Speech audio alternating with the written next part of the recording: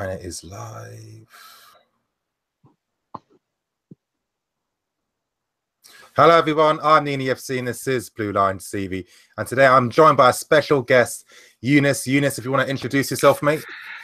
Hello, thank you for having me. Yeah, those of you that know me, you know me. If you don't know me, my name's Younes, fellow Chelsea supporter and YouTuber. Yeah, thanks. And yeah, we decided today, of course, we did draw Barcelona. Now, I was expecting us to get them. I just had a real strange feeling when I get them because I've been envisioning Kante versus Messi for a while now. So I just had a feeling it was meant to be, you know. And I think that kind of sums up Chelsea and Barcelona. It's always, you know, it's always about, fate. And it's always like the games are more than football, in my opinion, every time we play them. There's always like something stronger behind it. And I think, you know, when we play them in February, it's going to sum that up again. But anyway, you guys, we are going to be talking about Chelsea, Barcelona. But then later on, halfway through the live stream, we will be taking in questions. And of course, if you do want your question to be answered urgently and immediately, you can send a super chat, only £1 or £2, nothing too crazy. If you really want your question answered immediately, you guys know what to do. But anyway, we're going to go straight into the talk. And yeah, Younes, just getting straight into things. Yeah. How are you feeling getting Barcelona? What were your first immediate impressions? Mate, well, we know that we only had a possibility of 3 teams, and that was PSG, Barca, or luckily Besiktas. No disrespect, but I didn't really want PSG, and I thought, you know what, if we get Besiktas, we're going to be happy. But Barcelona, there's this thing. Yes, it's hard. Yes, they're one of, if not the best team in the world. But they're scared of us. You know, we're the ones that can cause them problems. So I looked at that and thought, you know what? Bring it on. Even though it's not been the best of our season so far, I thought, bring it on. Because as much as we're worried about them, they're worried about us. And I know that. We all know that. So, yeah. I'm optimistic, but at the same time, I'm a bit worried. If you know what I mean? I'm 50-50. Yeah, of course. I do think us playing Barcelona now compared to playing them previously is a completely different affair because, in my opinion, the Barcelona a few years back under Pep Guardiola, the best club team I've ever seen, the most dominant footballing team I've ever seen, the most clinical team, the most ruthless in attack. And it's like Man City are getting a lot of praise, rightly so. They've been amazing so far this season. But if I was to compare, the Pep teams, in order, I think City would be underneath Bayern and Barcelona. I still think this Man City team are still a way off from his Barcelona team back then. And, Barcelona now are very different. I mean, they're playing a 4-4-2 now. I never expected Barcelona to ever use a system like that. But then I do understand why Valverde is using it, because now it is putting Messi up in his central position up front now. Now, when Suarez came, Messi was forced out wide, but playing in the system is playing in Messi's best position. So he is able to affect the play more. He is able to have a threat on goal more, link up the play, be the playmaker as well. And I think this is why Messi's form recently has been so incredible. And that is going to be the only, that's going to be the only thing to think about. But I do think under this setup, I do think with N'Golo Kante that we do have chances to beat them, because Luis Suarez hasn't been the same recently so far this season. Yeah, so of course, in February it's still a long way off. It's still a few months away until 3 months away until the game is. So a lot can happen within that time. There's talks that Dembele could possibly be back. Who knows? Maybe you might have signed a left wing back replacement in time. Who knows? Fingers crossed. Yeah, I mean, I'm thinking all the best ones that we want are in the Champions League, so they'd be cup tied. So it wouldn't really make a big difference anyway. But I'm just hoping in those games that the crowd is going to be supporting the team, because I really think that every time we played Barca, the crowd, they've been very understated, but I think they played a massive effect in actually boosting the team, helping the team, be that 12th man on the pitch. We definitely need them. And my second thing is, it might be a bit controversial, but I'm hoping that Conte isn't going to be unrealistically negative. I hope that he's going to approach a game to win. Now, when I say that, I don't mean that, oh, let's get 50% possession. No, I don't mean that. I mean, we have an attacking plan where the players know where they have to be, what they need to do to get at Barcelona, not react to them and then try and, rely on Messi and Morata to do all the counter-attacking. Yeah, that's true. I agree. If you look at it's two different teams, as you said, but if you look at the last, which was 12, wasn't it? Yeah. We had similarly the first game at home, and the second leg was the away leg. Yeah. We didn't sit back. We weren't just trying to contain and wait for an opportunity. We actually went at them, and despite the fact that back then we had Didier and we had Lamp, we had legends, players you could rely on any day of the week. We have a good enough team for us to go out and do that. Attacking wise, we can go at them. And you make a good point about Barcelona. The fact that they're playing a 4-4-2, they got exposed defensively last year. And clearly they've thought about that and they've gone, we've got to reinforce that back four. The midfield ain't as great as it used to be. Iniesta's become old. Xavi's no longer there. They've clearly taken a different approach. We can take advantage of that with players like Hazard and Pedro and Willian, all that pace. We can. So, yeah, I agree. We shouldn't sit back. We shouldn't just invite them, because if we do, we could punish ourselves. Exactly, because I did put out a tweet earlier during the day. I was getting flashbacks of that Man City game earlier this season. Now, I know Man City have been fantastic, but I really feel in that game earlier on during the season, first of all, number one, Man City didn't have to play their best football, which is disappointing. And number two, it was just, there was no urgency. It just wasn't brave. Our approach was very weak, very scared. I realized too, Man City, they kept their back three very compact to deal with Morata and Hazard. And that effectively stops all of our counterattacks because there was no proper service to play out. Now, I'm hoping that, Conte isn't going to use Aspi as a wing back against Barcelona. I'm hoping that we're not going to keep a flat back five the entire game. You know what I mean? This Barcelona team, they're not as possession heavy or reliant anymore. A lot of times their fit is on a counter attack as well. Quite often, in a way, sometimes they do remind me of like a much more advanced Liverpool in how they play sometimes. So, and again, that Liverpool game earlier this season, I felt it was a bit unnecessarily defensive. We could have gone for it more. They were there for the taking.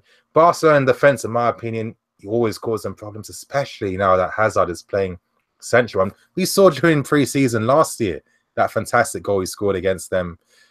Yeah, I'm feeling optimistic for this game. I can't lie. Sometimes I know my fan side can kick in, but I am feeling very optimistic about our chances. Yeah, big time. I agree. And as you said, with City and Liverpool in those games, you're right. We our identity and what people are used to from us is to have a good defense and then build from there. We know our defense ain't as great as it used to be. It's not as big and broad and solid as it once was.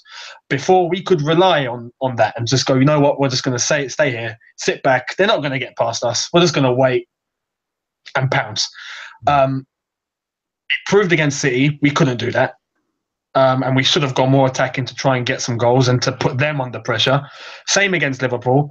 And we just need to learn from that. Yes, we have Kante, but he can't do everything.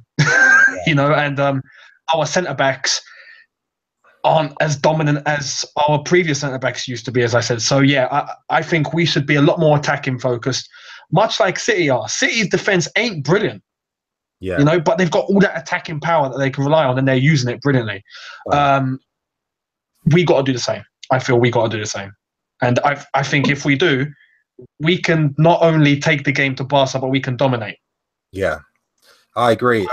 Yeah, I agree too.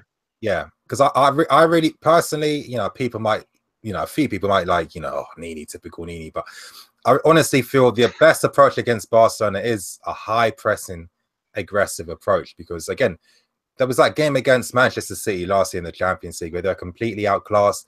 I really feel that, you do have that risk of obviously, Messi, and counter-attacking opportunities he can leave behind. But, sometimes you have to have faith in your players. I feel like that back three with Aspie there, especially one of the best one-on-one defenders in the world. Christensen, who keeps his positions, covers them very intelligently. And, we've got other players as well. I don't even feel we're as weak defensively. I just feel that we have to get Barcelona. We have to attack them, not attack them, but we have to know when to press aggressively and when to sit back and get them on the exactly. counter. But whatever we do, we have to attack in numbers when we attack them. We can't rely on Hazard and Morata to do that. That was what really disappointed me about that Man City game, because they left all the space on the flanks available, and not once did the wing backs get forwards, or could they get forward? Not once would the midfield support help Hazard and Morata. And sometimes I feel when Conte does play against very elite opposition, he can be a bit unnecessarily defensive and cautious. And I think sometimes it can be a detriment to the team. What's your thoughts and opinions on that? Yeah, I agree. I've realised that when it comes to big games, or most commonly derbies, or games where we should be cautious but go at it. Yeah. Conte tends to be a lot more reserved, and not. He kind of takes away the freedom, if you know what I mean. He's we have to end up relying on a defensive block and just trying to wait for a counter attack where you're facing attacks that Man City and Liverpool have, and you're just put under pressure, inviting pressure. And we know what we're like under pressure now. As I said, we used to have big characters that you could rely on at any moment, any situation. Nowadays, we know that we have players where if things begin to dip or go wrong, there's panic. And the players that start to go, oh my God, what do I do? What do I do? And when you have De Bruyne or Salah or Coutinho or whoever of that quality, and you're panicking, you ain't got a chance. So yes, we can't just sit back and wait, because the moment we let a goal in and we go down, the morale changes. Exactly. That's my concern. So definitely pounce forward and put them on the back foot and put them under pressure first. I think that's our way. Exactly. I'm praying that's going to be the approach of the game. I mean, we have to be realistic as fans. If we were just to analyze Conte from a purely analytical side, like imagining we're robots, no emotion involved or anything, you have to admit that his record in knockout round style football is one of his weakest areas. And especially his record against big teams and his record against knockout round competitions is awful. And there's a reason why he hasn't won many cups at all. Now, I know it could sound a bit critical, but I think you really have to take that factor in when obviously thinking about the game against Barcelona and our chances as well. So if anything, I mean, there is hope, because I feel Conte is a guy too that after a while he does make changes. He's not as stubborn as Mourinho was. Mourinho kept the same system and forced the players to get better on it, even though his system was actually the reason why the players couldn't do anything. Conte isn't that same type of manager. I'm just hoping that in time he will, obviously, he has to change things. Even during his Serie A days, his biggest criticism by people in the media and the press was that he was too safe. He was too negative at times. I've, to be fair, with Juve and Italy, he did have a lot of success there. But when things weren't going his way, you could see he would be, as we were talking, a lot more reserved, trying to be safe. Trying to be safer than sorry, if you know what I mean. And I feel that in England, sometimes you have to go out there and just take that risk.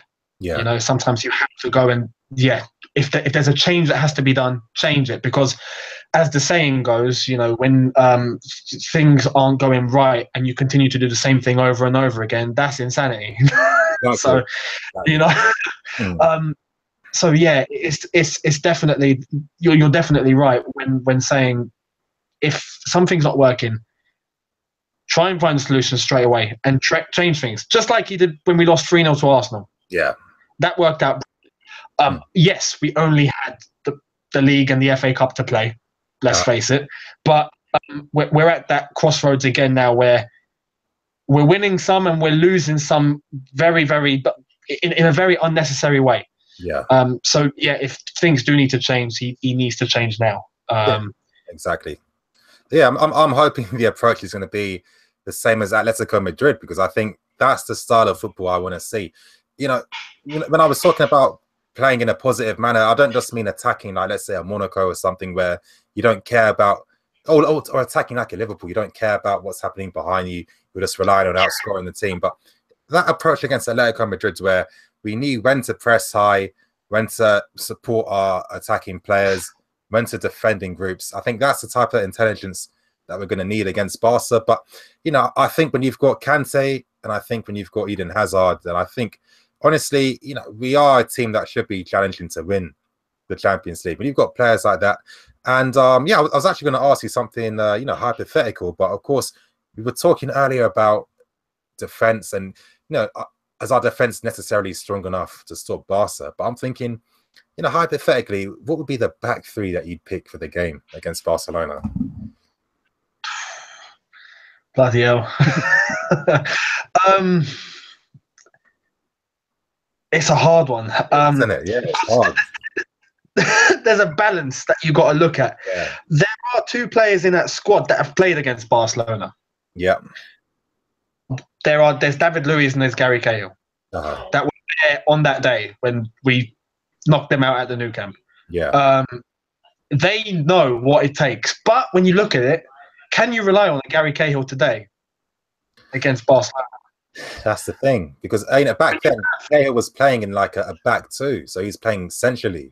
Obviously now, we've play wider. Yeah, exactly. And back then he had JT, who was still pretty much doing the business. He wasn't, you know, to the point where we could see he was, you know, deteriorating.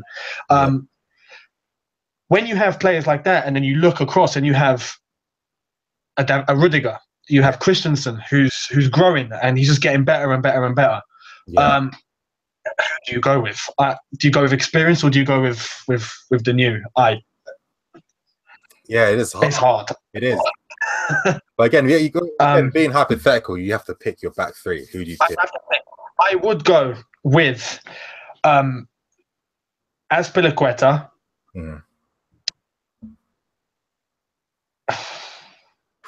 Azpilicueta, Christensen, and David Luiz. And Luiz, yeah. Yeah, you know what? I think that's exactly the same lineup I'd pick.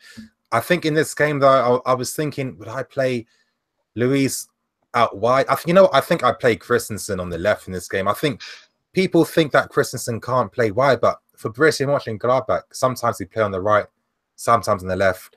And the guy's amazing. He's another guy that's great at one-on-one defending. Yeah, we've seen in areas where he's had to push out wide to stop wingers coming in. He doesn't panic and rush in.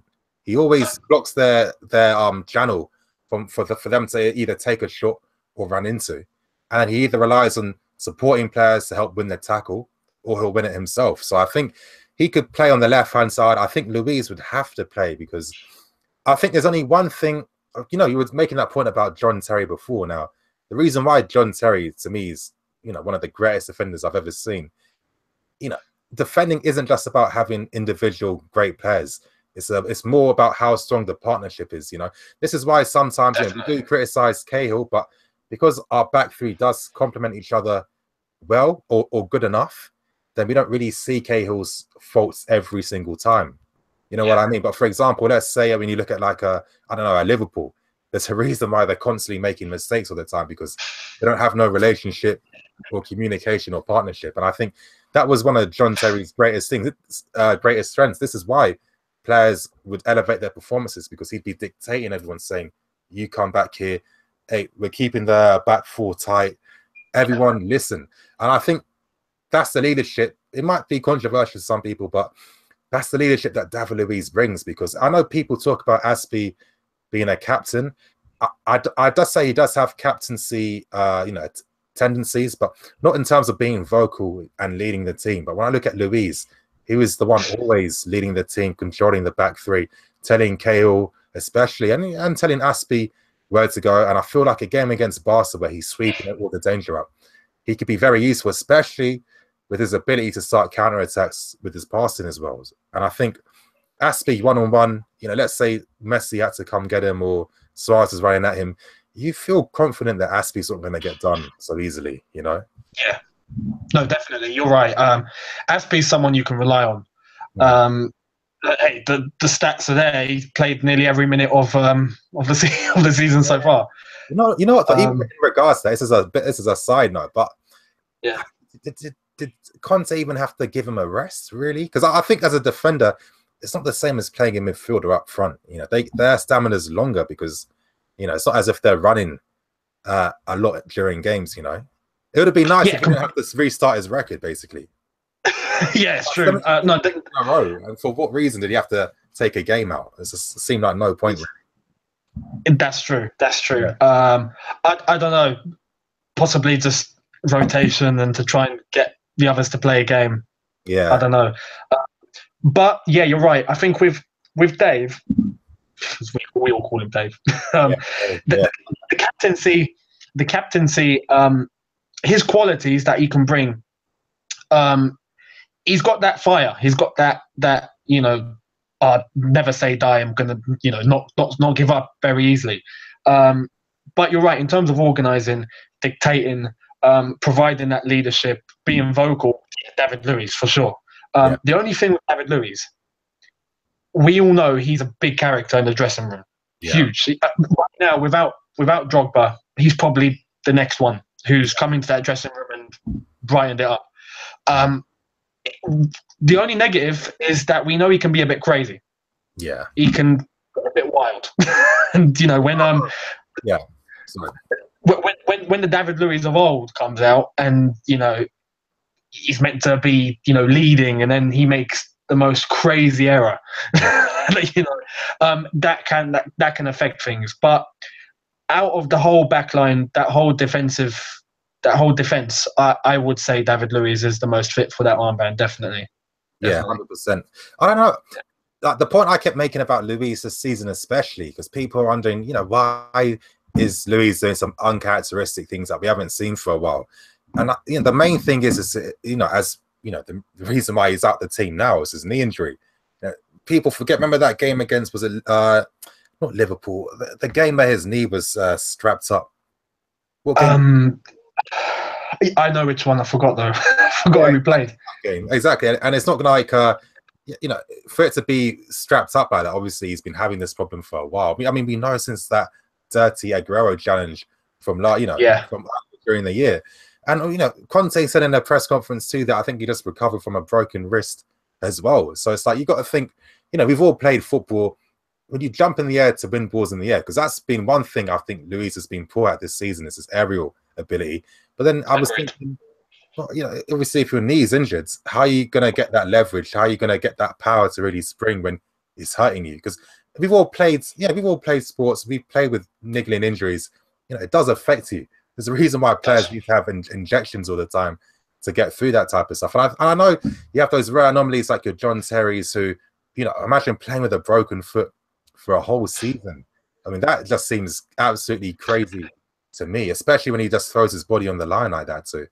But I mean, injury plays a part, like Moses too. I mean, it was no surprise to me where some fans started to not rate him as highly was when he had his foot injury as well. I think he had surgery during pre-season, didn't he? So that's what really helped him. But I don't know. My whole point is that sometimes, like as fans, we've got to understand the context behind certain performances. Like another player who I've been critical of in the past is Marcos Alonso, but when I criticize, I've got to be fair. I mean, it's obvious that Alonso, for example, is a guy that's not fit. He's exhausted. He's tired. He's been forced to play continuously, and you can see that he's doing nothing in attack because, and you can see Conte's been subbing him all the time now because, Alonso just ain't fit enough to play at this moment. So, I just think sometimes as fans, we've got to be like, we've got to be aware sometimes with our criticism in that. But yeah, I think, moving on. Yeah, I think ending off this Barca discussion and moving on to, talking about the Chelsea board. So you guys in the chat, definitely stay tuned to that. I think if we beat Barcelona, then I think the energy, the buzz, all the players, everyone at the club's going to have is going to give us that confidence to think, you know what, we can actually do something in the Champions League. Because once you beat Barcelona, 100%. you know what I mean? Especially when some of the top teams have drawn each other in the Champions League. No, that's true. If we got the job done against Barca, and we know what a Champions League night can be like against Barcelona, it's magic. It's, the atmosphere is something else, and this is what we've been waiting for. The last season without the Champions League, it was this that we was waiting for. Exactly. On a side note, that's why I'm happy that we got Barca, because we get to experience that feeling again. Yeah. But yeah, if we got the job done against Barcelona, there's no reason why we can't go all the way. Yeah. In that competition, 100%. Obviously, at that point, when it comes, we're going to know exactly what's going on in the league. We're going to know just how far off, or if we're there, if we're not. Yeah. But yeah, bearing that in mind, I think if we got the job done against Barca, yeah, we could definitely start talking about going all the way. Yeah, I think so. And I think, we've got a history to actually back up our points. I mean, exactly. Yeah. Champions League, when we beat them 4-2, the second leg, beating them 5-4 in aggregate, that gave us the impetus to, we should have won the Champions League that year. Napoli, we should have. How can we forget Napoli coming back in the second leg again to win it and take us through? I think, if the way we won the game, I think was one of the reasons how we were actually able to really, go on and win the whole thing. Because sometimes when you play football too, it's that kind of mental confidence, it's like, it is. Yeah, it can be as small as like, a player's taking that shot. Like, remember that Ramirez clip? Now, no one in the stadium, no fan watching it would have expected that to happen at all. But it's like, because it's like in our destiny as well, and because he was confident, he attempted that. And that's always the difference in like these high pressure games. Who's feeling confident? I think beating Barcelona, that will give us the confidence for the season. But yeah, moving on now to talking about the Chelsea board. Now, I know that both of us have a lot of opinions on things, but yeah, Younes, if you want to give like a brief rundown and explanation of what your griefs are with the boards, and maybe some things we can do to improve the situation at the club. Well, it all started when our transfer windows, year in, year out, and this dates back to, when you look at Mourinho, the first time, towards the end of his first spell, when Shevchenko, for example, not a Mourinho signing. The story was that Shevchenko just showed up at the training ground and Jose went, who's this? What's he doing here? After that, we ended up with managers where transfer windows would go by and we wouldn't be able to get the targets that we're going out to really get, whereas before we could. Before, when we had Peter Kenyon, Ron Gourley, we would go out on the transfer market, and yes, we were one of the first ones to really splash out money. Yeah. We were one of the first ones to say, we got a billionaire owner. Whereas now that's changed. Mm-hmm. So in all fairness, it's gotten harder. But before, when we needed a target, when we had a target, we would get that target. Mm-hmm. And the last few years under Emenalo, Granovskia, we've seen that there's some targets that we've managed to get, but there are key ones that we've missed out on. Mm-hmm. And when you see other teams reinforcing the way they are, Man City, even Man United, when you look at other teams across the world and the ones with money and the way they're spending and getting their targets, we're missing out. Yeah. And you think, why? Is there a reason? But why are we missing out? Mm-hmm. You look at the players that the managers want. So the ones that Mourinho wanted, Ancelotti wanted, Antonio Conte's come and he's wanted, hasn't got. And you think, well, if we're not getting those players and we don't have a plan B. Yeah. Because you can't guarantee you're just going to get a player. It doesn't work like that. Mm-hmm. You have to prepare yourself. If you're not going to get your plan A, you have to get your plan B. If you're not going to get that, you've got to get your plan C. Mm-hmm. It seems like that hasn't existed. So the frustration that's built up over why we haven't been as successful as we should have been is down to that. And now we look at the fact that if we're not going to go out and spend, then we should invest in our youth. You've got to take one direction or the other. Hmm. Well, we've just sent 50 odd players out on loan. I mean, so Yeah. what we're left with no option. We've now got a small squad. And yeah, that the frustration comes from the direction of Granovskia and where she was taking Chelsea in terms of the transfer market, and Michael Emenalo in terms of who he thought should go out on loan. And that too, as a combination, has just riled up a lot of Chelsea fans. Personally, I was happy to see the back of Emenalo. I'm waiting to see if Granovskia is going to be have a lot more impact in the transfer window going forward. Well, got to change our way.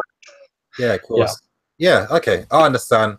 Of course, and obviously, I watched your video, so obviously, I know your thoughts and opinions. But that was for everyone to get the brief lowdown. If you don't know all of Younes's opinions, but you know what, I kind of think so.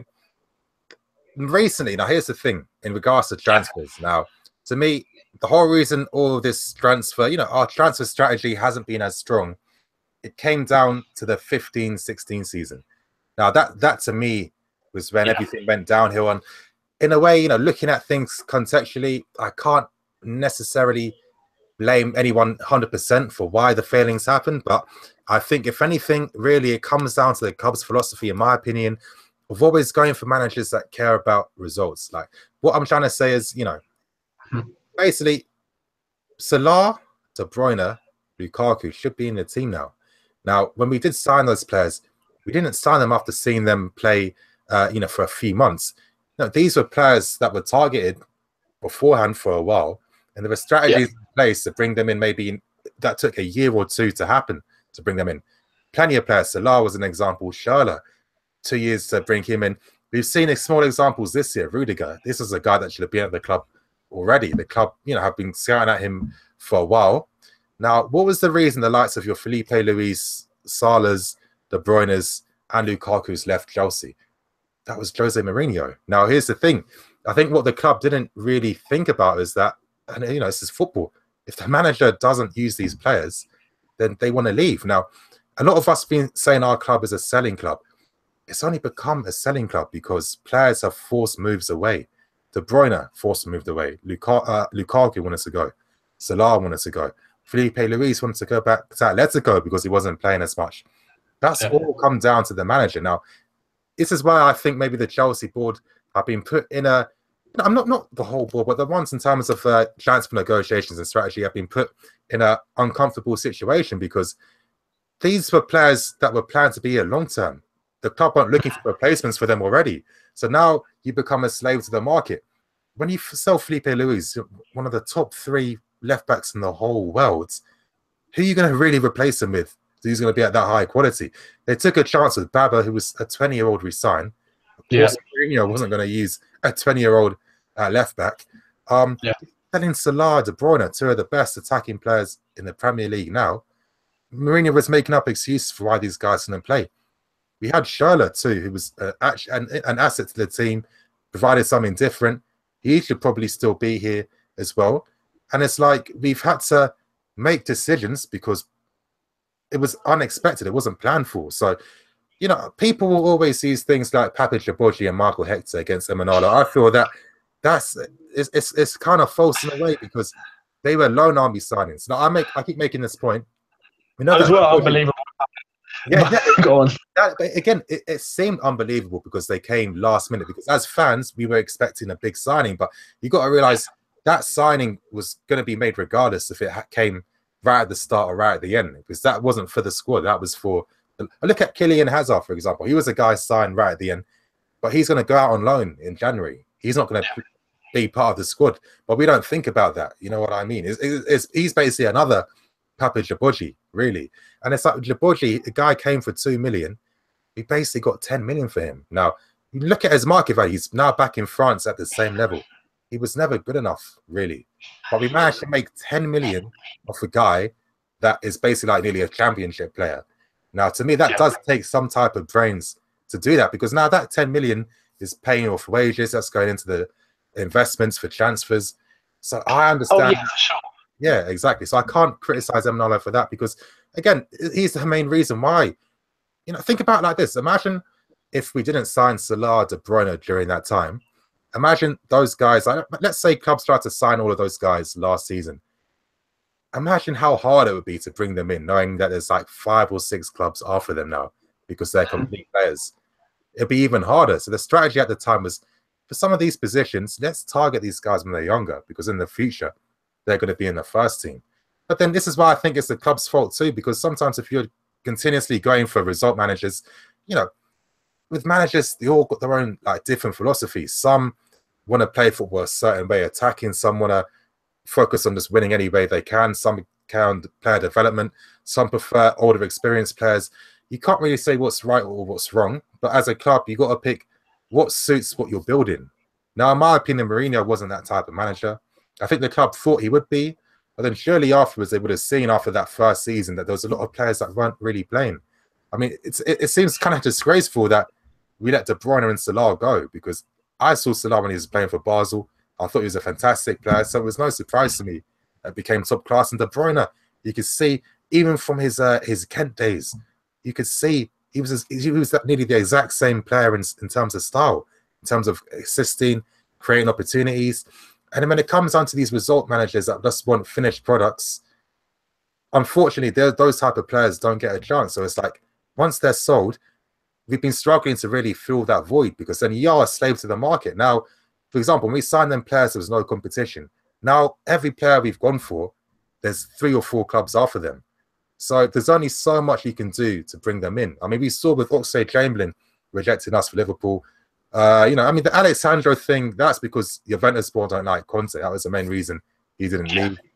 But there's other reasons why we couldn't bring in other targets. But I think that's really the main issue when it comes down to why our transfer policy just recently has kind of been crazy in a way.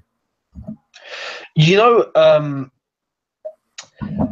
with the whole De Bruyne, Salah, Schürrle argument, yeah, it baffles me, because those players were bought by Mourinho. They were Emenalo signings. I remember Emenalo was the one that vouched for Salah. We signed De Bruyne in 2012, and for some reason, you know, we've sent him on loan to. Yeah, that's true. Yeah, exactly. He stayed on loan in Belgium to the end of the season. Then he went to Werder Bremen the season after. That's right. And this kind of sums up, you know, in regards to your point about not using the youth, because it's like De Bruyne really sums up the whole failings in regards to youth being dismissed. Because really, if you look at everyone's loan spell over the years, you'd have to say De Bruyne has had the best loan spells out of anyone so far in the academy. You know, I mean, he was one of the best players in the Bundesliga at Werder Bremen. Then he did it again for Wolfsburg, player team of the year as well. He's passed every test he had to, yet it still wasn't deemed good enough to get any first team places, you know. And look at him now, one of the top players in the world in his position. This is a guy we had for 7 million or 9 million he cost us. You know what I mean? So if Chelsea keep going for managers that aren't really going to embrace what they want, there's going to be more De Bruyne's, there's going to be more Salah's, there's going to be more Lukaku's, there's going to be more of these players that shouldn't be going, that are going to develop elsewhere, and then we'll regret it later on. Yeah. What's crazy with those sort of players, because you have to think about things at the time. Now, if you remember, at the time when we let go of De Bruyne, we let go of Salah. Well, to be honest, the season before that, we had Schürrle, we had Salah. They were playing some games. We remember Schürrle was a big part of our 2013-14 year. You know, he would come on. Sometimes he would start and he'd create havoc.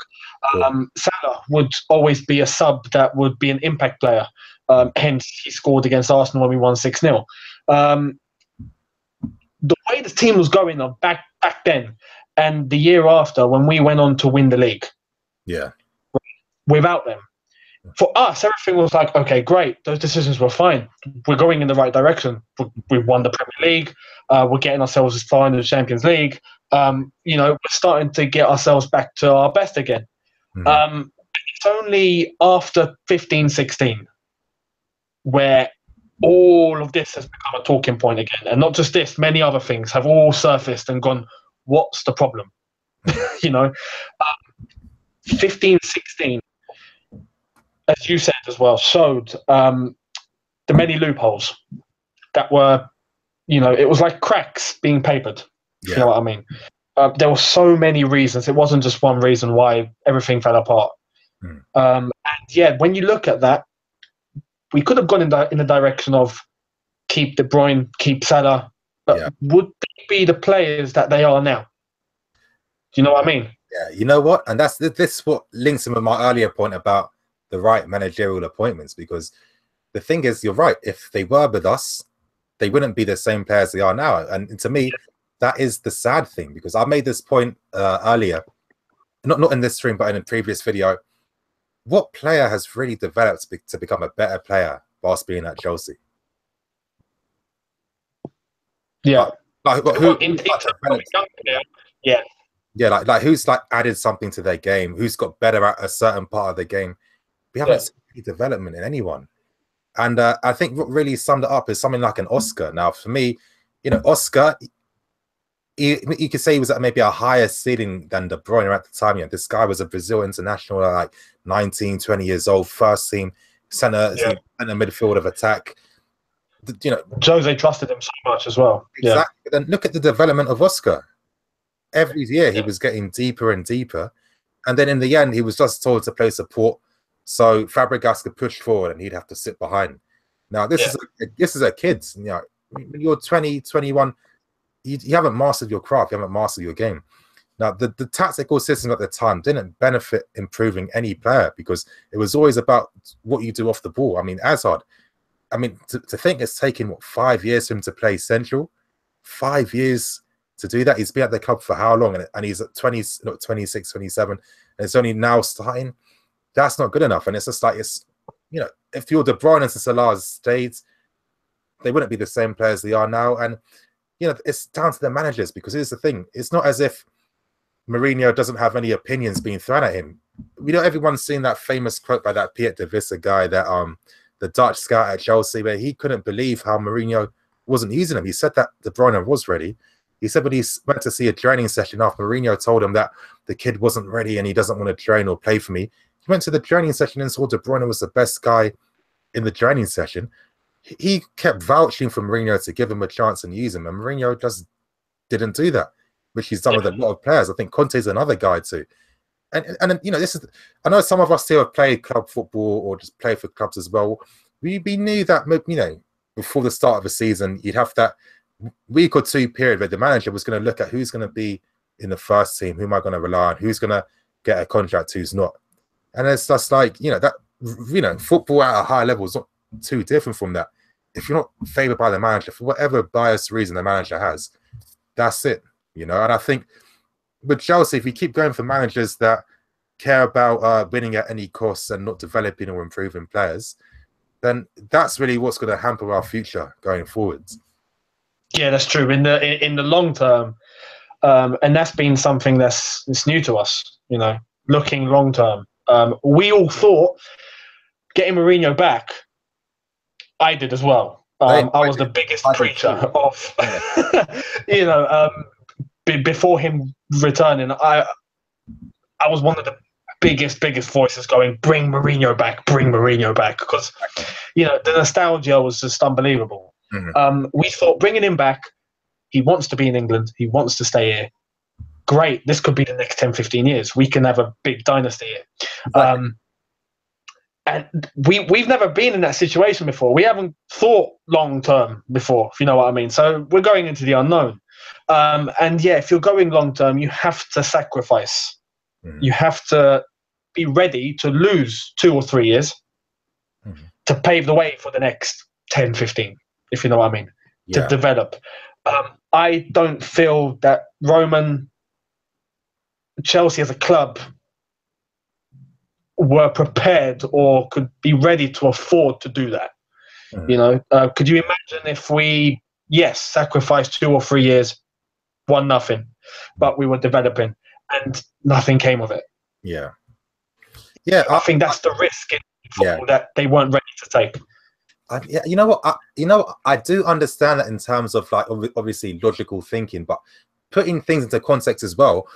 Realistically, it was your Pedros, your Williams, your Oscars that stopped Salah and De Bruyne playing. Now, what high class, amazing level were they showing back then that really justified them playing over them? Or it's just like, yeah, these guys are clearly better than De Bruyne and Salah. Now, a lot of us probably see that. No, really, I didn't see anything like that. And time has proven, because Willian, he hasn't developed anything at all. To me, No. Willian is a guy who in the old Chelsea team or old Chelsea squads, he'd be a squad player on the bench, adding something, not necessarily first team. Pedro is another one.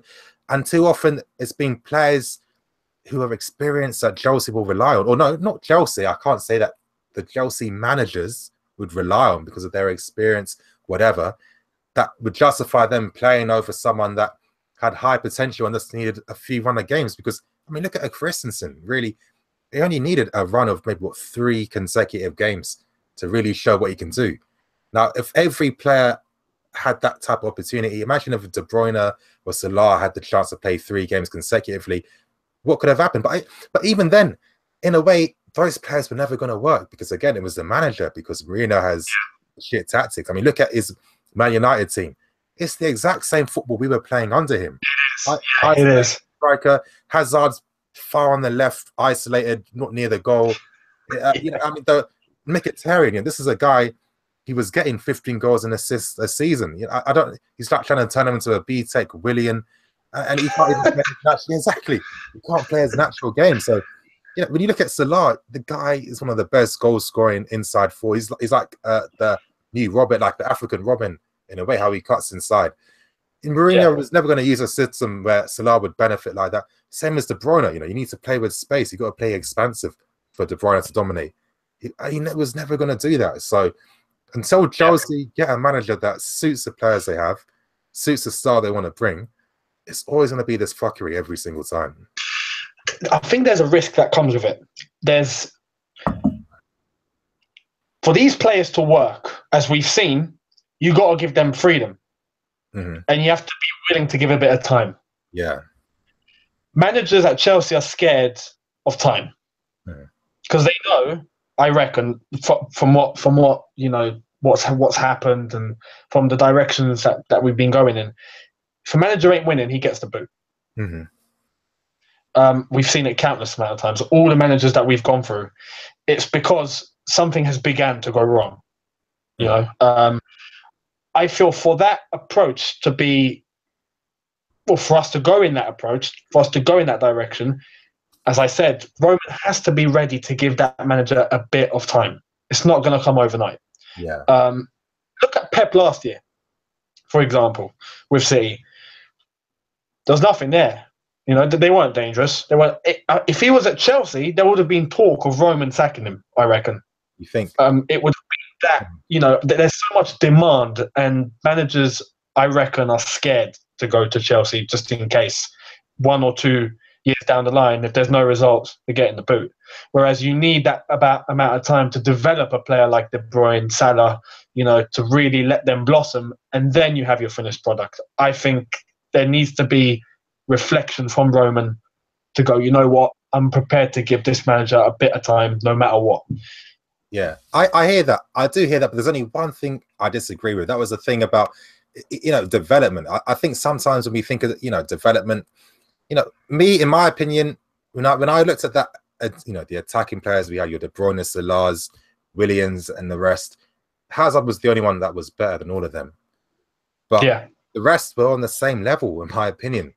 There was nothing that William possessed that made him better than Salah, in my opinion, other than tracking back. And I think sometimes, as Mourinho can indoctrinate this thing where tracking back and running back's important. When no, I mean, should Hazard really be learning how to run back? No other top team has their best player running back in their own half. That shouldn't be the case at all. And I just think it's not even development. I think we say development because we've seen what Salah and De Bruyne have become, but that's only because of game time. Now, there were those same great players back then. I mean, the minute Salah left Chelsea, he scored more than 15 goals for Roma in his first proper season playing full time. The minute De Bruyne left Chelsea, he went to Wolfsburg. 18 assists and how about 15 goals in his season. They already have that ability, but I just think it's down to the managers. First of all, the negative style that doesn't really bring out the best in anyone, because you look at your Oscar, never developed. Look at Willian, never developed. None of these players have got better. And really, in a way, they're actually very lucky that De Bruyne and Salah actually left, because this is the only reason why they've been able to improve as players, because in a alternative universe, Willian and Oscar left, De Bruyne and Salah would be the new Willian and the new Oscar. In my opinion, that's how I see it being. But sorry, just one quick thing, you guys. If you do want any of your questions answered during this live stream, you have to send a super chat. That's the best way to alert us, so we obviously get a notification and we can answer it directly, because obviously there's a lot of people, a lot of questions. It just wouldn't flow properly. But I don't know. It's just frustrating, this this whole mantra at Chelsea. I don't know. I just feel that really we need to just sign a manager of the right side, because we are saying, managers needing time. That was another point I was going to question you on, because let's say, okay, maybe I might be a bit biased. I don't think I am, but I've always seen it like this. Let's say if the club said to Conte, you know what, next season, you're not going to get any money. You're only going to use the young players, the youth players. You'll have time to develop. Whatever happens during the season won't matter. Now, I'm thinking, okay, I'm going to ask you this. Do you think that Conte will stay and accept the challenge, or do you think he will leave because it's like, well, the club aren't offering me anything that I want? I think he would stay. Personally. Why do you think he'd stay? I don't think he's someone that would just give up and walk out on a challenge. I think his issue is if there's clashes or there's a difference in the way things are run, the way things are done, that's when you start talking, all right, he might walk, But I think if he was offered a challenge or given something to do, can you do this? I don't see a reason why he would back away and say, no, I can't. I think he would get on with it.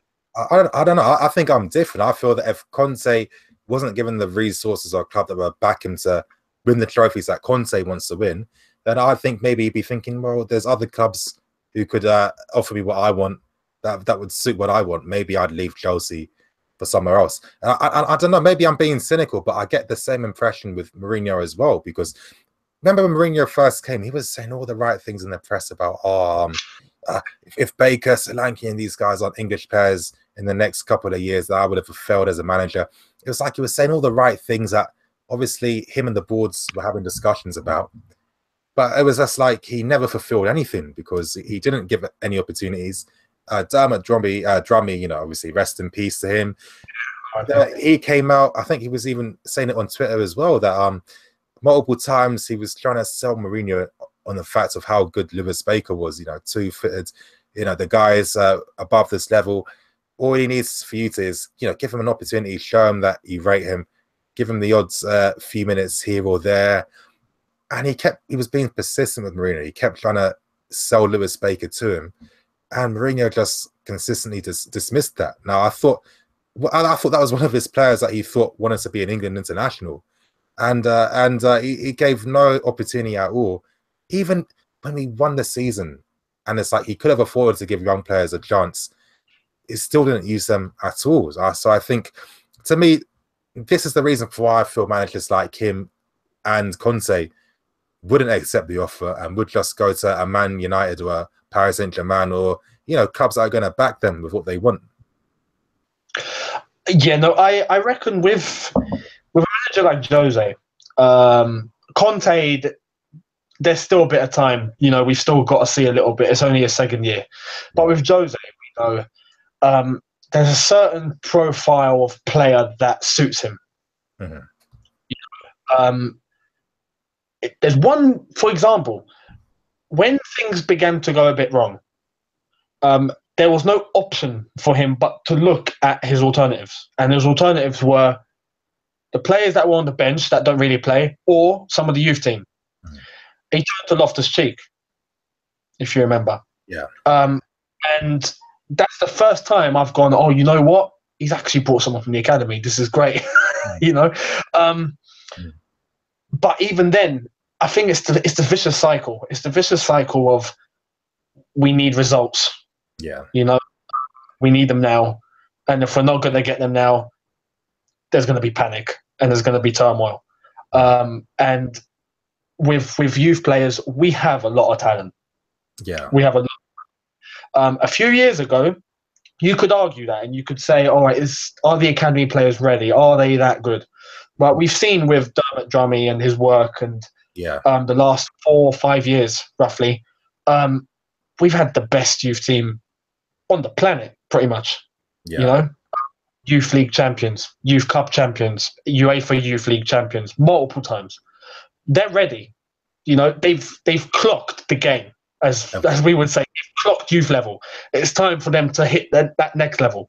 So before, there was always a bit of uncertainty because it's Chelsea Football Club. You can't just throw a youth player in there and go on. You know, you have to be a certain level. Now we look at that youth team and go, yeah, we know those are good boys now. Bring them in. Yeah. We know they can do a job. So I think there's a time factor. There's the profile of the player that the manager wants, and we know Jose can be stubborn. We know what he's like. If he has Fabregas on the pitch and you give him a Lewis Baker, I have to give Fabregas. I'm not, you know. Whereas, there might be a manager out there that we don't know who would do it, but could come out and say, yeah, you know what? You're not playing well. Throw that little kid in. Throw that kid in and see what he can do. It's a risk. It's a risk that can go. You could either win the lottery from it, or you could blow it. I don't know, but that's the thing. That whole idea of it being a risk, because again, with that, for me personally, anytime I hear like, you know, things it's like, oh, you know, this is like the typical thing in football. I always like try to think, but why is this the typical thing in football? Now, I was looking at a lot of young players' debuts, and I was trying to remember to myself, when's there been a time when a manager's been forced to use a youth player from any team, and that youth player has been the worst player on the pitch? He single-handedly cost the team, you know, a result, and he could clearly see he wasn't ready for this level. Now, I've seen a lot of young players, especially ones that I wasn't ever expecting to even get first-team debuts. I mean, you look at your Liverpool recently, were an example with your Flanagans and all those other guys that were playing at fullback. I don't remember any of them in their first couple of games or on their debut being awful or looking out of their depth. I didn't see anything like that, and I just haven't seen anything like that. I'm starting to think if it's even ever happened in the past 10 years. And this is why I think that sometimes this is what it comes down to the managers, because again, we could say, oh, you know, when I know this is not a stretch, but it could be deemed a stretch. You know, Messi getting his debut at 16 years old, or Bojan Krkić getting his debut at 16 years old. What was you know, people could say, oh, it's a risk because they're so young. Because I mean, 16 is ridiculously young, but they didn't look out of depth. They could show that they could play with their teammates, and that's what I thought youth development was all about. Can we see if these guys can play at this level and not look out of their depth, and can they play with the squad?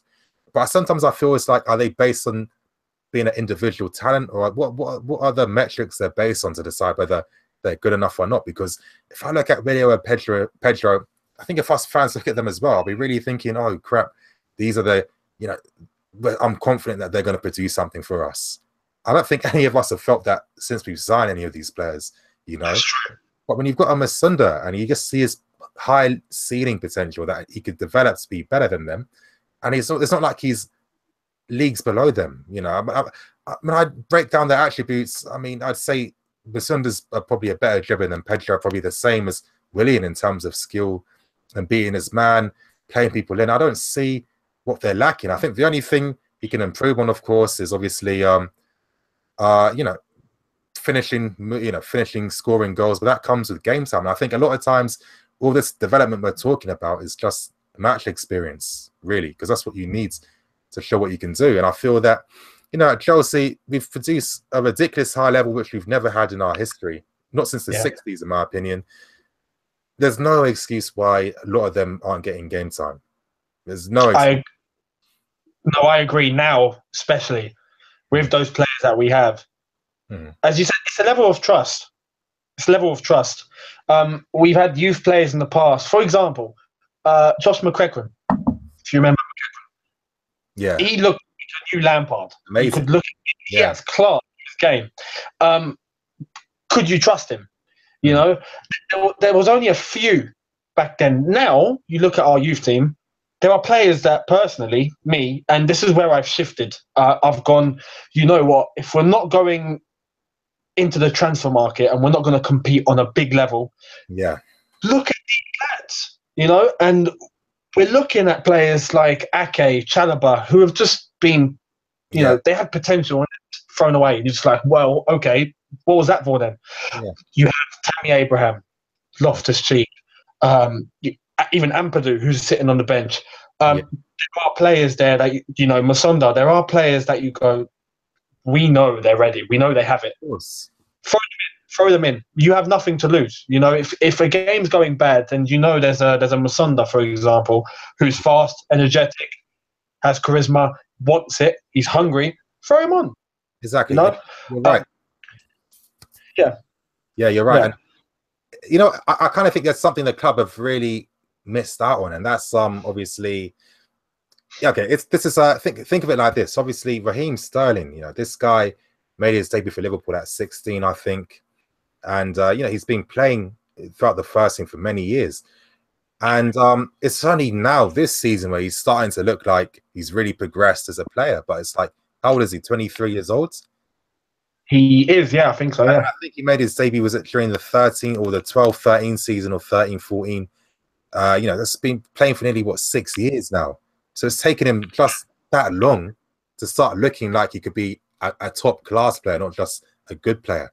Now, I think this is where Chelsea, in my opinion, messed up on, because if you've got extreme talents like your, you know, Hudson-Odois, Masundas, Bogas at that age, if they were smart, they could have had, you know what, you're going to be with the first team. You'll get a few games per season, you'll get minutes per season, because then that way you're fulfilling the backup role that you need for the next few years. And at the same time, they're then developing from that game time and training consistently with the first team. And then by the time they're 22, 23, they should be, with that development progress, much more complete players. And I was thinking, for example, looking at Raheem Sterling, what did he really possess at 16 or 17 that really justified that he could actually be a Premier League player? What did he really have in his game? And when I look at your likes of like a Hudson-Odoi now, who do I say is better, Hudson-Odoi now at 17 or Raheem Sterling at 17? I'd have to say that Hudson-Odoi is looking more complete at 17 than what Raheem Sterling was at 17. And I think this is that fundamental thing that really annoys me with not just Chelsea youth development, but just youth development in this country. It's just the top young players just aren't getting that game time to show what they can do. And I think it's good that a lot of these English guys, especially because it seems to be affecting them the most, are starting to go abroad because they have to. Because, I mean, look at Sancho. Already played. He didn't go with the England squad because Dortmund played him. Now, if this was in this country, they'd say don't go there, and he'd be sitting on the bench for the next 3 weeks. You know what I mean? That's the difference. And oh crap, I've got a super chat. Thank you, Alexander. He wants to know, hi guys, in the January transfer window, which player would you sign and sell at Chelsea? Limit yourself to one goalkeeper, one defender, one midfielder, and one forward. So, Younes, what players?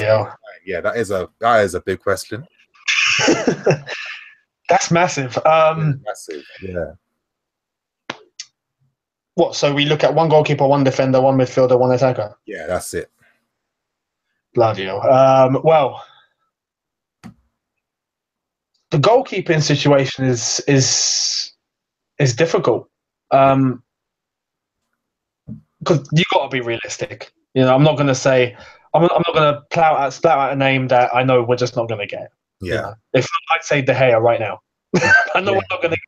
You know what I mean? I reckon if we think logically, I'll come back to the goalkeeper. If we think logically, defensively, I reckon we need a wing back. Yeah. Someone to complement Alonso. Yeah. Moses. And even Zappacosta, because that rotation is just, it's not going to go far in terms of injuries if that happens, or the amount of games we got to play. Alexandro would be perfect, you know. all of us. So if there was any chance of getting Alexandro, go for him, 100%. In midfield, I would say someone to give Fabregas a little bit more competition. Yeah. Attacking mid, that creative mid. It goes back to our point. De Bruyne would fit perfect right now. But we have Kante. Drinkwater's settled in nicely. He's just been injured. He was a decent player. Yeah. He's decent. And defensively, if you look at that, the DM role, Kante Drinkwater covers you. And I thought that would have given Bakayoko, for example, a bit more freedom. Go and push up. Have that Pogba sort of role. But I don't know what's happened to Bakayoko recently. So yeah, I would go for an attacking mid. Which name? It's hard to say. Just off the top of my head, it's hard to say. Would you take someone that we already have on the loan arm? Because I was making this point that we obviously need an attacking mid in the team, but then we've got 4 out on loan. You got your Pasalic at Spartak, Van Ginkel at PSV. I mean, how many goals is that guy scoring? Never got a look in. You've got Ruben Loftus-Cheek, and you got Lewis Baker, who single-handedly won Vitesse, their first ever trophy in their 125-year history. So it's like, if he was never with them, they would never have won, because he was, he scored every important goal. He scores free kicks, long shots, plays people in, makes late runs in the books. We have 4 players that can do that role, but then we're using a guy in Barca who can't defend. He can't attack. I'm not saying it to be insulting. It wasn't his role. My opinion at Monaco was that people really overrated Fabinho and Bakayoko. In my opinion, I don't think those guys were top-class players. They were just, Fabinho was a guy who was a right-back that got moved into midfield. So to me, that really sums up everything, because it should be happening the other way around. But they were just purely in the team to just close down space, make runs, and make tackles. They don't have no amazing defensive ability. You don't have, Fabinho isn't a Brazil international, and it looks like Barca probably won't be in the World Cup squad. If there was one guy we should have signed, it would have been Nzonzi, if he wanted someone to replace Matic. That's true. But, that is true. Yeah, but even then, I'll say mine quickly so you can finish. For goalkeeper, if Courtois ever left, I think Oblak would have to be that guy, because I think that we could offer him whatever wages he wanted. We've got history with Atletico Madrid, so I think they got a good relationship at ball level with both clubs. I've done a lot of business over the couple of years. I think him, Alex Sandro, he's my #1 target of the decade. We just need this guy and pay whatever to get him. I'll just bring in Ruben Loftus and Baker to fill that, I agree with that. Yeah, and for forwards, it's weird. In my opinion, Sanchez, I'd take, because if you can get, I'd happily take 2 top-class years from Sanchez. I think that's more than enough, You're right, actually. Sanchez is someone that I've always said, you know what, it'd be lovely to have him. Yeah. At Chelsea. For multiple reasons. Obviously, one being the fact that he's a gooner, and that would hurt them a bit. But he would fit in. He would fit in perfectly. And he'd be around winners. Yeah. However, if we're looking at the direction that you're looking at, for example, with Loftus-Cheek and Baker, yeah, a huge future for Tammy Abraham. Massive. He's done that youth level for us. What he's done in England as well, for England youth, and going out and winning what he's won. I think if we helped him develop to become what Drogba used to be for us, if you know what I mean, that new #1 striker, that's yours. I think he could blossom into something incredible. He's got the talent. I think he's got the talent. But again, it is that thing too. It's kind of like, let's say if Tammy, let's say we never signed Mitchell, Tammy would be #2.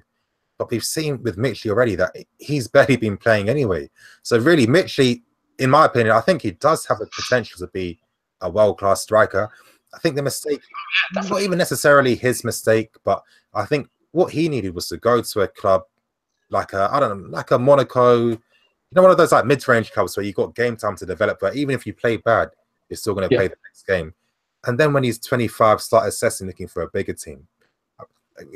Football, there's a pattern to this stuff. It's very rarely you get players under 24 who are super, super world-class and are already that complete at that age. They're like so rare. You can count them normally in your hands. if you look at most world-class players, I mean, I think the biggest example I can think of is Yaya Toure. Now, to me, he was very similar to Bakayoko when he was younger. Now, this makes no sense with the development because, I mean, really, Yaya Toure didn't become a world-class player until Man City when Mancini played him further forward. But by that time, he played in Belgium, played for Olympiacos, played for Monaco, played for Barca. And then when he was playing, he was slowly playing higher up the pitch. There's one thing in football, I keep saying this thing about Bakayoko. Conte don't know how to use him. So it's like, in football, there's never been a time where, if a player's been using 3 different positions or 3 different roles, he prospers. It's impossible. It's too much. You need to, it's a gradual step. Gareth Bale was another example. Gradually going up the pitch, season per season, to be the player he is. That's the type of patience that you need to have. But it's like, it would be a completely different story if we had 11 players that need a potential. We're not saying that, but I'm saying if you already sign a few top-class players for your first team and in your squad, you can fill the rest up with guys with high potential instead of having to block their progress with guys that aren't going to develop or get any better. I think that's a mistake we're making. Yeah, that's true. No, that's true, actually.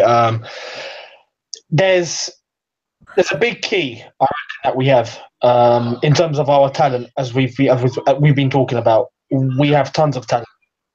I think it's just about breaking that taboo. We have a taboo.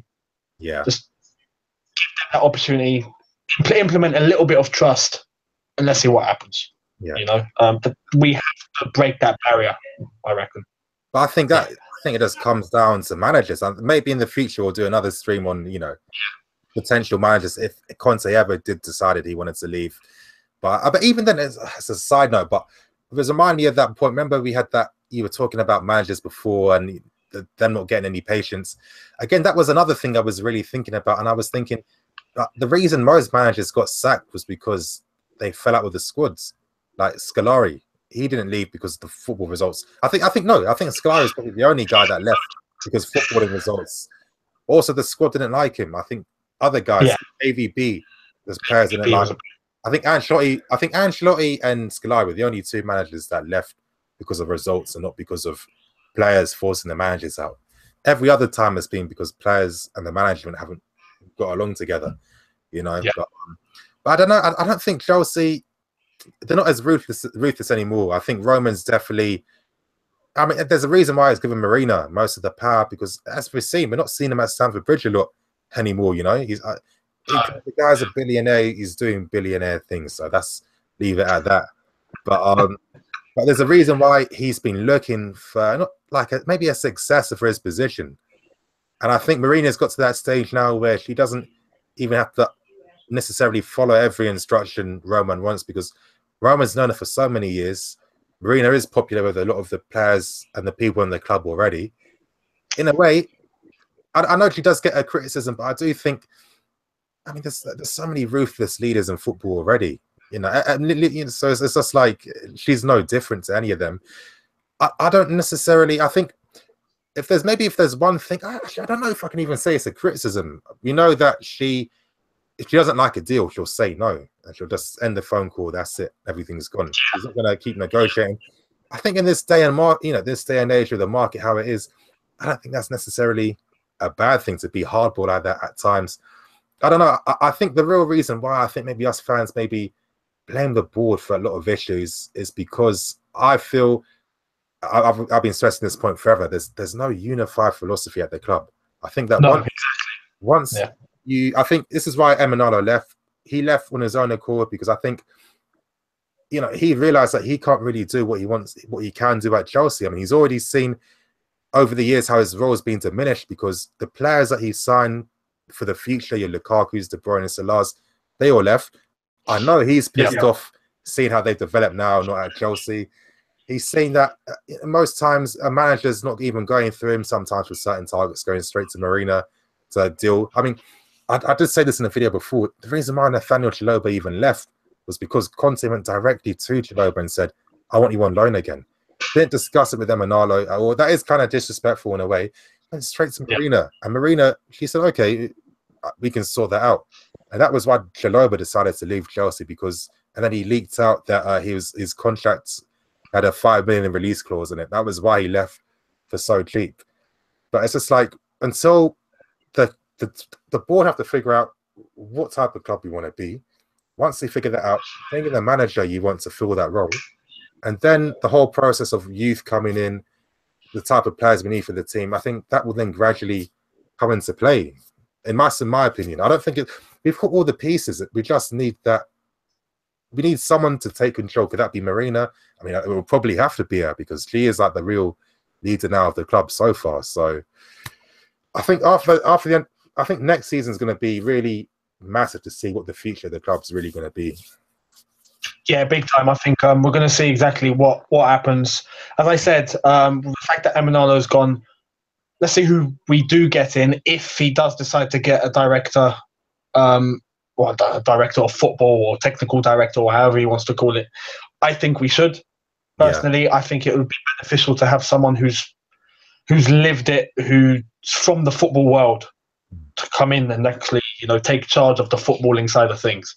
I know what you're trying to say, but I think personally you've said it wrong. I agree. We do need those footballing people to have those roles. I don't think you need it for technical directors. I think we need our Drogba's, our Lampards, our Terrys, and our Ballacks to have those positions in the club. Now, I've been told that that Luis Campos guy, the ex-Monaco director of football.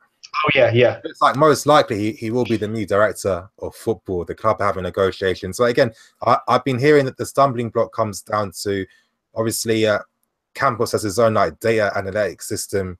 That's the reason why he's been able to bring in all these unknown players and why they've been sold for 50, 40 million, etc.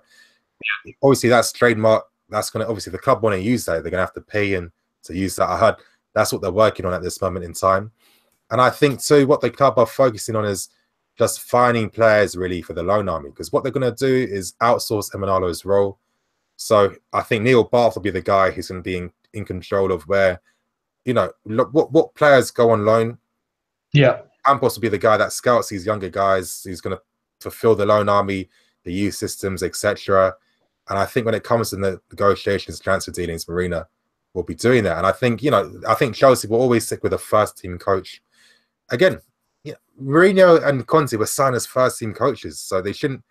Those two alone are getting more power than really be getting.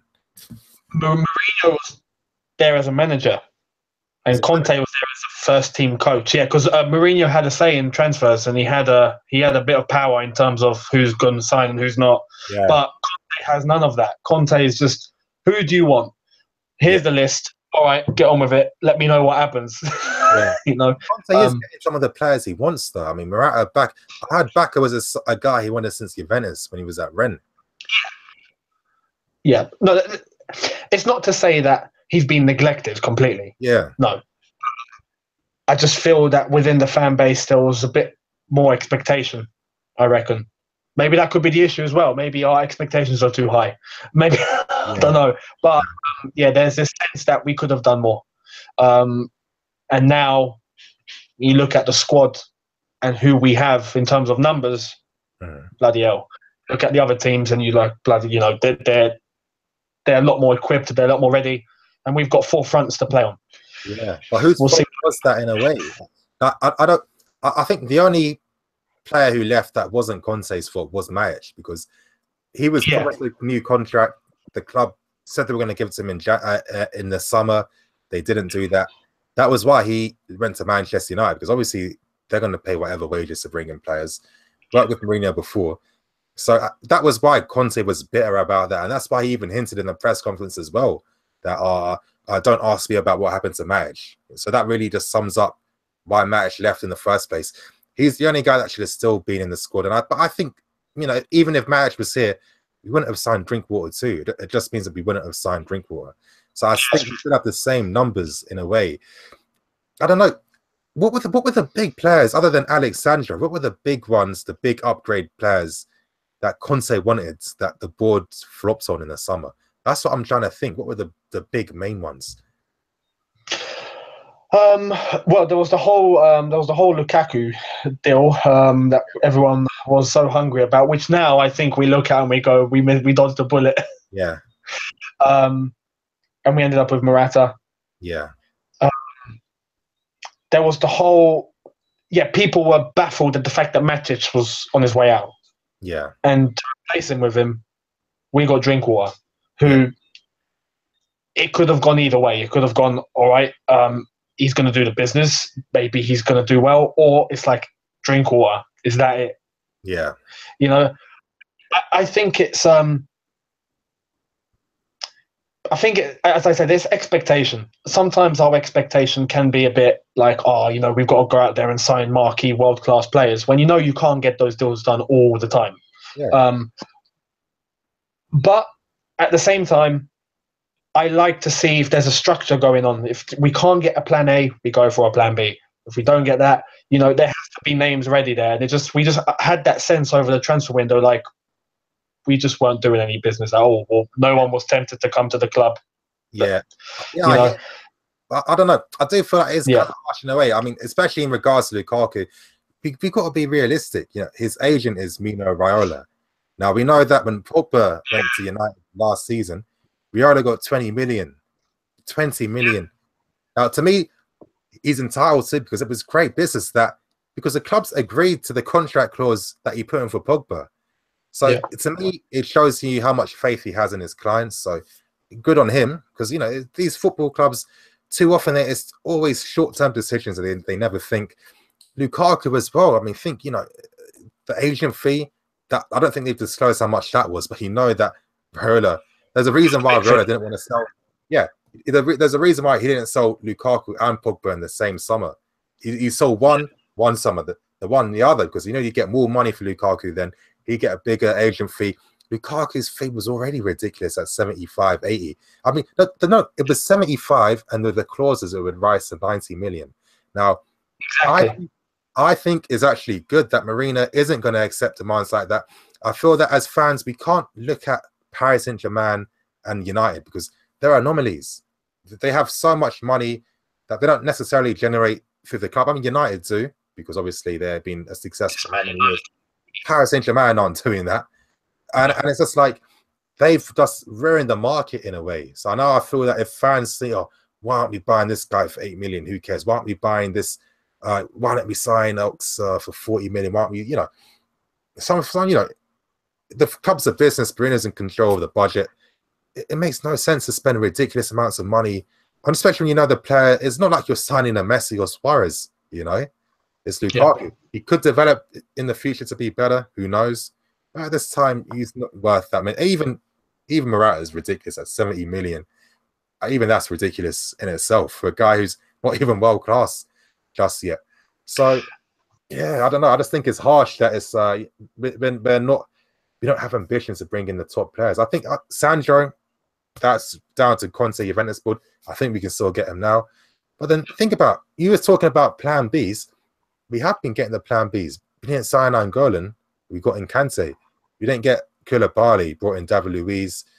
I know there's been certain players we couldn't sign. That's the reason why your Marcos Alonso's came and your Zappacosta's came. But then in a way, you know, we wanted to get Oxlade-Chamberlain for the right wing back anyway. So I think I'd rather take Zappacosta over Oxlade-Chamberlain now, if I'm being honest. Yeah, for sure. No, definitely. I feel that now, when you look at the transfer market, as I said, it's not like before. Now, especially the whole Neymar deal, I think that's killed football. I think that's, you know, the money in football, that has killed the transfer market properly. So this is where that shift that I was talking about has begun, for me personally anyway, where, you know what, we can focus on our youth. Yeah. We can focus on our youth team. Let everyone spend 150 million if they want to, because that's where it's going now. Neymar's gone for that much money. Everyone's value is going to go up. It's inflation. Everyone's going to go up. The same way it did when Ronaldo got bought for 80 million. Yeah. Players all of a sudden started having their values raised. I think now it's going to get to a point where it's just ridiculous. And yeah, look at the youth. We have a great youth team that are ready. Of course. Because it's like exactly. It's like sometimes I see it like, you look at some of these top players, when they were 17, could you have really seen it? But like at Chelsea, those youngsters have already shown their high level because they've won trophies already. They are some of their best players for their youth national teams already. There's been so many signs that show the results. I think there's just one thing Chelsea needs to do, and I think this is where it comes down to the board, as I'm saying. the youth team can't be playing a different system to the first team, because then there's a reason why Ampadu is in the squad now. You know, Ampadu, you know, he's got talent, he's got potential, but no way is he the best youth player at Chelsea. Far from it. He's not. It's only because of certain attributes. You know, Conte likes someone to be stronger midfield, tough tackling. You got to be tall as well. Plus, I think with Ampadu, what's helped him is I think he's kind of old school in his mentality in terms of he's like a leader. I can see this guy being a captain. You know. Yeah, definitely. He's already telling Cahill and other players where to go, calling for it. Now, a lot of times the stuff on the ball wasn't always there, but it was the application, and you know it's good to see from a 17-year-old. But it's like until we start having the same system as the youth team or something similar, not exactly the same, then I mean your likes of your Mason Mount, so that won't get a chance. And when I look at Mason Mount, to me, this guy's like the English Marco Asensio. Honestly, I think they're the exact same style of player. Both got a crazy long shot, same hairstyle, similar builds, similar dribbling style, linking up people. They like to play, you know, cut inside. We've already got someone like that. Now, he can step up if given opportunities to be world class. I think he's got that potential, but it's just like, I don't know. It's just frustrating, you know. It is. It's that, as we said, it's that vicious cycle. And where is it going? If you know what I mean. Yeah. The future will tell. The future will tell. But it will tell. Hopefully, we get to see them come in and develop, and you know, maybe they're the answer for our new direction. Yeah. Fingers crossed. Yeah, I'm hoping. Yeah. Because with how football's going, I mean, you were making that point of how you know what kind of transfer fees or clubs we wanted. Because Liverpool turning down more than 100 million for Coutinho. I think we've already seen it already. It's already started. Right? Coutinho, of all players, is when you look at more than 100 million. A player like Zidane, yeah, who at his time for 45 million. Yeah, the very best too. You know? That was unbelievable. Yeah, back then that was huge. That 45 million. Yeah, you know, now I don't know. Yeah, Henderson. You know, it's just... Oh my God, I know, but I think it's too often. I think it's just a Premier League issue. It's too often. It is. Clubs here spend any type of wage, any type of transfer fee. It's a money league. Yeah, Everton summed it up this season. You know, I knew they were going to struggle because they signed 3 cams. It was Rooney, Klaassen, and Sigurdsson. How now if you don't have any width in the team, which they were never going to play with because Baines isn't good anymore. Coleman's fortunately got that injury. It was never ever going to work. So it comes down to this stuff, and it's just like, honestly, we could keep talking. I think we spoke for more than an hour and a half already. I think I might even have to start ending this. Yeah, before I get into some next conversation. But you know what? We'll have to do more of these in the future. Let's try and do another one sometime this month as well. Definitely, I'm up for that. Definitely. But anyway, you guys, I'm going to ask anyone, if you want a question answered, like in the next 5 minutes, I suggest you put a super chat in. If not, then obviously it's okay. We'll just obviously just end the stream. So that's it then. But yeah, Younes, it's been obviously great to have you on. Obviously, been watching your videos for a while, especially before I even had a channel, and I was watching 100% Chelsea as well. Wow. Yeah. Yeah. It's funny how this stuff always works out. It's true. And no, props to you as well, because I've seen the way that yours has just blossomed, and your content's really, really. I love your analysis in terms of the fact that you take things so calmly and you analyze every single detail. You're very detailed. I like that. But I like stuff for the passion too, because even though I have my analytical side, that's like a separate side of me. Like in the moment, I'm the same as you. If you went to a football game with me, I'm swearing non-stop. I'm off my seat. I'm shouting at the ref. I'm doing. Well, you'd never think I was like that. Like people think I've got like a notepad out. I'm just like writing everything down and. I mean, yeah. But yeah, no, it's been quality. Thanks for having me anyway. And yeah, we'll definitely do a lot more of these. And yeah, I'll have you on as well at some point, definitely. Let me know. Let me know. Yeah. Of course, in the description below, I'm going to have great. So your channel and your politics channel as well. So and your social media, that's all going to be there. So you guys, thank you for obviously watching this live stream. I know a lot of people have wanted a really long one for a while, so I hope it's just like an early Christmas present for you guys. Obviously, I got Younes on, so it's all good. Merry Christmas. Yeah, Merry Christmas. But yeah, you guys, thank you for watching the stream. And yeah, Younes, any closing words? Thanks to everyone that's been watching. It's been an absolute pleasure. Thanks for having me on. And yeah, up the Chelsea. Let's hope that we can get ourselves in a little role. Yeah. And hopefully we have very nice things to say in our next live stream. Hopefully that's going to start with a win against Huddersfield. Yeah. Fingers crossed. Fingers crossed. Yeah, exactly. Anyway, thank you guys for watching today's live stream. I'm Nini FC. This is Blue Lines TV. I'm always making this point, you guys. If you've watched more than 5 of my videos, I think you really need to press the bell notification button if you haven't pressed it. YouTube notification squad. I need to start seeing some of them comments. I want to see notification squad spammed in the comment section after this video. I want to see who's actually like listening to me. I feel like a broken record post. I just like repeat myself in there. But but anyway, you guys, thanks for watching. Of course, I'll be bringing the match preview tomorrow and the review after the Huddersfield game. I was actually supposed to go to the Huddersfield game, but you know what? I know I sound bad, but I just wasn't looking forward to about 5 a.m. and being in the cold. I'm sorry. I wasn't looking forward to doing that. Like, come on. That's too much. Anyway, you guys, thanks for watching and we'll see you later. Take care.